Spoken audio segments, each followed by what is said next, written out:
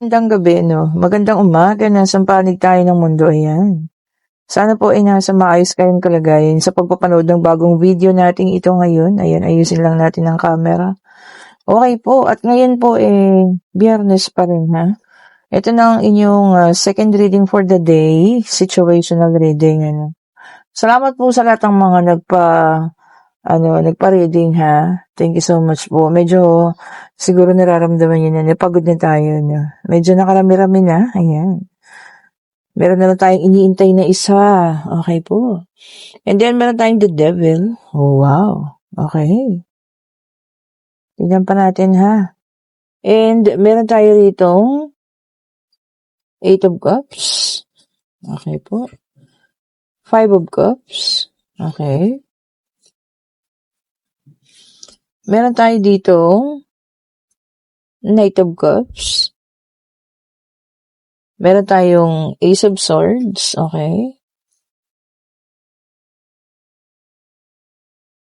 Ayan natin ha. Meron tayo ditong 10 of Swords. Okay po. Dalawa pa. Okay, ayun. Meron tayong Wheel of Fortune. Ayan. Isa na lang po ha. O, eto na. Okay. Meron tayo ditong 4 of Cups. Okay. Urong ko lang ng konti. Ayan. Para mag-center siya.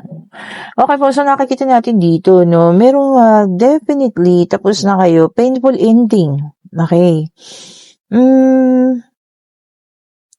Ano na to magkaroon, ano na nga po kayo, kanya-kanya na. Ayan. Malis na yung isa. Ayan ha. Nakikita ko lang dito, no, both of you, parehas kayo, nakakaramdam ng kalungkutan. O, diba? Mababago na ang sitwasyon ninyo. Mababago lang pala ito if kayong dalawa mismo yung gagawa ng move. Alam mo yun, hinihintay ka niya. See? Hinihintay ka niya na ikaw yung mag-move. Ayan ha. Ikaw din, hinihintay mo siya na, alam mo yun, siya yung mag-move. Sa parehas po kayo, naghihintayan. Okay? Kung sino yung unang gagawa ng hakbang. Pero nandito yung the devil. Ang ibig sabihin lang po yan, talagang alam niyo, yung attraction niyo sa isa't isa, hindi pa naman nawawala. O, diba? So, ang nakikita ko rito, both of you ay may pride. O, diba? Mataas po yung pride parehas ninyo. Kung ito ay recently lang kayo nagkaroon ng paghihiwalayan or ano man, kaya pa tong ayusin. Kung merong isa sa inyo magbababa ng pride chicken. O, diba? Alam niyo yun, dapat ito yung madali lang sana to, no? Kaso napapatagal ang mga ganyan po. Parehas kayo, mataas po ang pride ninyo, ha? Okay, wala po. Walang mangyayari kapag kaganyan, ha? Na parehas kayo nag-iintayan sa isa't isa. Alam niyo yun? Kasi walang gustong sumuko. Although, alam niyo yan, parehas naman kayo nasaktan. Hindi kayo kayang, alam niyo, pag-usapan, no, nang hindi kayo nagka-clash yung mga ninyo. Well, siguro kailangan din talaga muna ngayon maghiwalay, di ba? Kailangan niyo parehas ng katahimikan. Kasi doon lang naman tayo parehas, kayo parehas, makakapag-isip na. Baka kailangan pa talaga, no? And then, meron tayong Queen of Pentacles. Ayun na nga, no? Maturity. Parehas yan, both. Kailangan nyo parehas mag-mature. Hindi yung ikaw, hindi yung siya lang. Kasi sa nakikita ko, no, parehas kayong hindi naman immature. Pero, alam niyo yun, walang gustong magpasensya, walang gustong mauna, ha? Pag hindi niyo yan pinag-usapan, talagang mauuwi ito sa ending. Nandito ng death card. So, ayun na. If walang gustong sumuko, no, o walang gustong mauna, talaga pong mapupunta ito sa ending o pagtatapos ng inyong relasyon. And, kung gusto naman ninyo parehas, no, yung talagang ayaw naman na, baka talaga naman, kaya ganun, diba? Walang gustong gumawa sa inyo ng unang movement. Gusto niyo na tahimik na lang na buhay, diba? Gusto niyo yung, alam niyo yun, kayo na lang talaga, diba? And meron tayo ritong Ace of Pentacles, ayan ha. Parehas kasi kayo, no? Pagdating sa financial, parang yun yung priority ninyo sa ngayon. Oh, 'di ba? Kumbaga priority niyo na umayos ang buhay ninyo parehas. So, hindi ito yung tungkol sa relasyon ninyo or whatsoever, no? Gusto niyo maging maayos yung parehas ninyong buhay po, ha? Oh, anyway, kung ano man, kung mag-uusap pa ba kayo or what, nasa sa inyo po. Ayan kasi, parehas kayo, ang pakiramdam ninyo, parehas kayo nasaktan. Oh, parehas na naloko. Oh, parehas na hindi tama yung naging pakiramdam. Alam mo yun? Kaya walang gusto mong makipag-ano sa inyo, tawag yan, maunang mag-sorry or kung ano man, ano. Kasi parehas na parehas kayo. Kung feeling mo naloko ka, feeling niya ganun din. Kung feeling mo binabaliwala ka na niya, ganun din po yung nararamdaman niya. Oh, 'di ba? Clashing of egos po ang tawag dito, ha. Walang gustong magparaya. And then meron tayong King of Pentacles. Ayan, ano. Sabi niya rito, ha, magiging successful lang ang isang relationship kung marunong mag-give and take. Tama naman. Sabi niya kasi give and take, no. Walang marunong mag-give sa inyo, eh. O, 'di ba? Wala talaga marunong magbigay. So, wala po, ha. Wala lang kahihinatnan ito. Talagang mag-i-ending. Kaya nandun ang the death card, gano'n. And then, Page of Wands, nandito tayo, no? Sabi niya dito naman, maaring makapag-decide na yung isa sa inyo na talagang, alam mo yan, tumalikod na. Kasi nga, wala na siyang, inaasahan. Pwedeng ikaw to, no? Baka, pagka natagalan, masanay ka na, and ayaw mo na rin. O, di po ba? And then we have the Empress na may dalang number 3. Ayan, ha. Sa the Empress naman, sabi niya rito, no, nurturing, pag-aalaga sa parehas kayo. Kasi hindi yung inalagaan, Hindi yung inalagaan yung relasyon ninyo.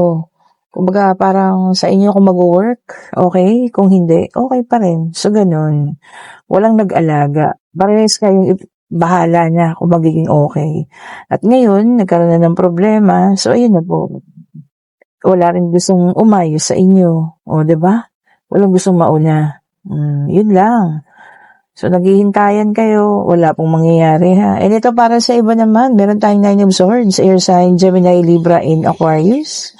Okay, yung iba sa inyo, ha, nagkakaroon ng depression. Ito naman yung mga sobrang magmahal yan. O, 'di ba? Hanggang ngayon, umaasa pa. Baka magkaroon nga naman ng second chances or what. Pero yung kagaya kanina, no? Nag-iintay ka, pero meron, alam mo yun, masaya na sa iba yung isa. O, 'di ba? Kaya nagkakaroon ng depression, eh. Sobrang kalungkutan at sobrang pag-iisip. And then, meron tayo ditong Ace of Cups, which is a water sign, Cancer, Scorpio, and Pisces. Ayan. Oh, ang maganda rito, ha? Yung iba sa inyo, no? Feeling of spirituality. Oh, single ngayon, pero napakalakas ang, connection kay God. Oh, 'di ba? So, ang iba sa inyo, parang, okay lang kahit maging single. Basta, alam mo yun, malakas yung spirituality ninyo. Mas, pinagtutuunan ng pansin ngayon, yung ating pananampalataya. Di ba? Sa Panginoon po. Okay, so tignan pa natin. And same thing, no? Ace of Pentacles, Earth sign, Taurus, Virgo, and Capricorn. So far, tagi-tagi sa air, water, and earth. Ayan. So, yung iba sa inyo magkakaroon ng panibagong venture o financial opportunity, ha? Baka yung mga nag-iisip ng business dyan, makakahanap na ng swak na swak sa kanila, no? Kumbaga, yung pong tama at yung pong talagang ipinagdarasal ninyo, o, diba? Na talagang sana maging eto na yung business na para sa akin. O, yan po, ha, paparating na.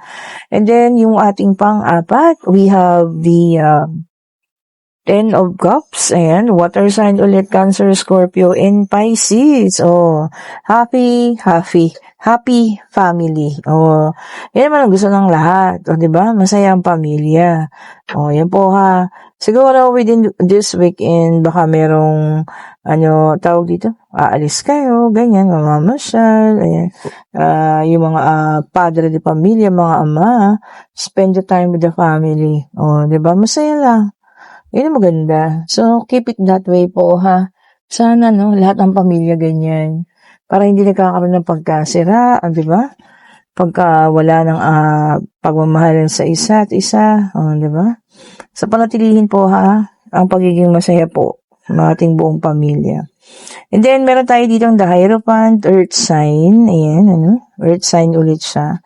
Sabi niya rito, trust the process. Yun, ang maganda. So, kailangan lang nating, alam niyo yun, pagtiwalaan ang bawat pangyayari, kaya ito nangyari, kung ano man yan, nasa sitwasyon nyo na ngayon, na nandiyan kayo, may mga dahilan po yan. Hindi naman basta-basta yan na nangyayari, Lahat po may reason, sabi nga. And then, nandito ang ating the Justice Air sign. Ayan, Sabi niya naman, truth, katotohanan. Siguro merong kang gustong ilabas na katotohanan na eto na, maaring eto na, yung panahon na mailalabas mo ang katotohanan yun, na kung saan, diba, magiging free ka, magiging free lahat ng, alam mo yun, kasama, dyan sa, na yan. So, magkakaroon tayo ng, truth daw will set you free. And eto na, we have the Hermit, Earth sign, diba? So, sa Hermit naman natin is, yung iba sa inyo, kailangan ng inner guidance. Ayan. Baka alam niyo yun, may hihingi sa inyo or may kakilala ka na hihingi ng, tawag dito? Ng tulong, diba? Ng advice, diba? Ng guidance. Kung ano man po sana'y maibigay niyo sa kanya yung nararapat na advice, kung ano man yan. Diba? Baka kasi, alam niyo, nahihirapan na sa sitwasyon, diba po? Then we have the Lovers, air sign ito. Ito na yung pinakalas sa ating mga cards, Sa ating deck of cards. Ayan, relationship union. Ang iba talaga sa inyo hindi makakaiwas, sa pagkikitang muli from the past, past person. So, maaring kayo po ay magkita, maaring kayo po ay magkasalubong o kung ano man, or whatsoever man po, So, magkaganyan man, pasensya na kayo, umalog yung camera. Kayo pa rin po ang magdidesisyon. Ano bang magiging reaction ninyo? Kung matagal naman na, kung fast naman na, okay lang naman yun, di ba? Say hi, say hello, ganun lang, di ba? After nang tapos na. Okay po. Kasi move forward na, wala naman na di ba? At ngayon kayo po yung magtanong na, ayan, pag-ibig, pangyayari, financial, ayan, kung ano man ang nais mong malaman. Divine Universe, ibigay mo ang kasagutan po, Isa lang naman po ang aming hinihingi. Kasagutan sa kanilang mga katanungan po, ayan, isa lang po. Pagod na yung boses ko, kung inyo pong naririnig. Ayan. Medyo talagang pagod na tayo. Ayan. At kung gusto niyo po ng private reading magpa-schedule kayo sa Friday po. Ayan. Pwede na kayo magpa-schedule ngayon. 2 sila, So, ulitin natin. Ayun. And yes po ang sagot. Hanggang sa pinaka last na card natin, may taong nagsisisi, may taong nais humingi ng tawad, merong remorse, ayan kung kanino man ito, para sa inyo man yan. Baka siya yung tao ring, yung gusto ng, rito, makipagkita or makipagbalikan sa inyo, So, somebody has regrets, ayan, pagsisisi po. At yes po ang sagot. And kung kayo nasa situational reading na nag-aantayan lang kayong dalawa, mag-end po ang relationship na yan kung wala pong matutong magbigay or matutong mauna, Okay po, para sa mataas ang pride ninyo, Wala pong gustong mag-umpisa na humingi ng sorry or whatsoever.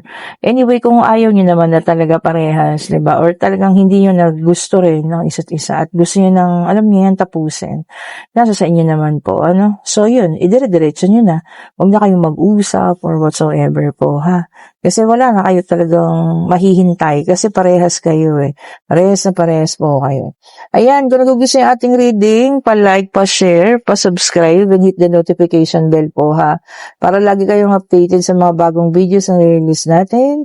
Sa lahat ng gusto umorder ng mga bracelet, ayan, mag-order na kayo, chat niyo po ako, nandiyan ang link sa comment section.